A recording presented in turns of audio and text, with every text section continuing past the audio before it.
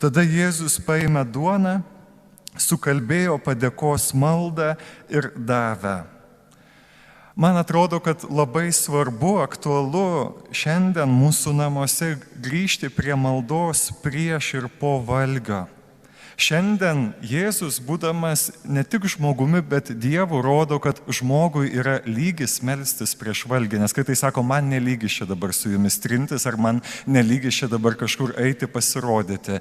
Jėzus sako, jeigu taip jaunimui, tai sako, tau lygis melstis prieš valgį, net prieš valgant kebabą gali pasimelsti, žodžiu. Ta išmintis ateina iš protėvių mūsų. Gal šiandien mums tai nėra savaime suprantama. Šiandien vaikai galvoja, kad duoną sukūrė, parduotuvė arba fabrikas.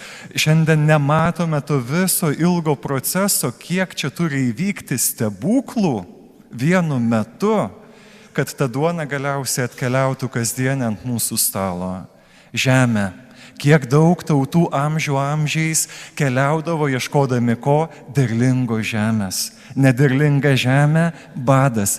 Nesumedžiosime mes tiek čia tų, stumbrų, nežinau ko ten dar. Mėsa būdavo delikatesas. Duona būdavo kasdienis maistas. Čia reikėdavo plušėti dėl šito. Taigi, žemė turi būti atitinkama. Sėklą taip pat reikia sėti. Oro sąlygos taip pat. Lis nelis, švies nešvies. Čia paukščiai kažkokie gali dar užpulti, žodžiu. Tada dar visokiausios piktžolės ligos užpuola. Žodžiu, reikia jėgų dirbti žemę.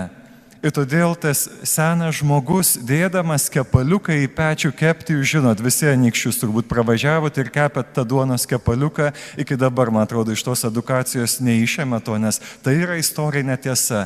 Kiekvienas kepaliukas pažymėtas ne kažkokiu spriktu ten, ne kažkokiu taškeliu ten, ne smailų nepiešė, žodžiu, bet dėjo aišku didelį kryžiaus ženklą.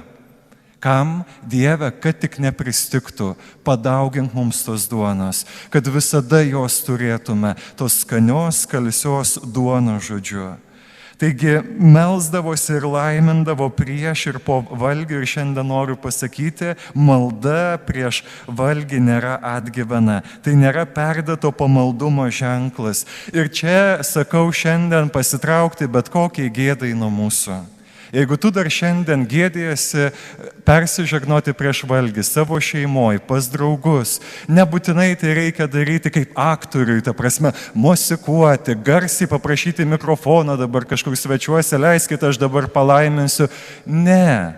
Būk santūrus, būk savo vietoj, pasiimk tyliai, persižegnok. Aš irgi, kai važiuoju į svečius, taisyklių neįvedinėjau. Čia daugmaž vyskupas kunigas atvažiavo, dabar aš atsivešiu mišiolą, mišias jums čia aukosiu. Ne, padėtas maistas, ačiū jums už tai.